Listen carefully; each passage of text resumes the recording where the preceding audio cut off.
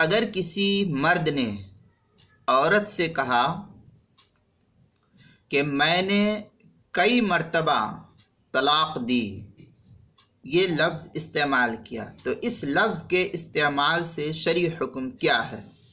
جواب، اس سلسلے میں یہ جاننا چاہیے کہ اگر کوئی شخص بیوی سے یہ کہتا ہے کہ میں نے تجھے کئی مرتبہ طلاق دی، تو اس کی بیوی پر فقہا لکھتے ہیں کہ اس جملے کے استعمال سے کہ میں نے کئی مرتبہ طلاق دی، 2 طلاق واقع ہو جائے گی۔ کئی مرتبہ طلاق دی، اس سے 2 طلاق واقع ہو جائے گی۔ چنانچہ فتویٰ ہندیہ میں ہے، ابو القاسم سے پوچھا گیا کہ اذا قال الرجل لامرأته طلقتک غیر مرہ طلقتک ثنتین، یہ جملہ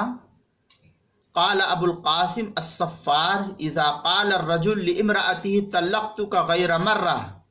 تو انہوں نے کہا طلقت ثنتین۔ یہ عبارت فتویٰ ہندیہ کتاب الطلاق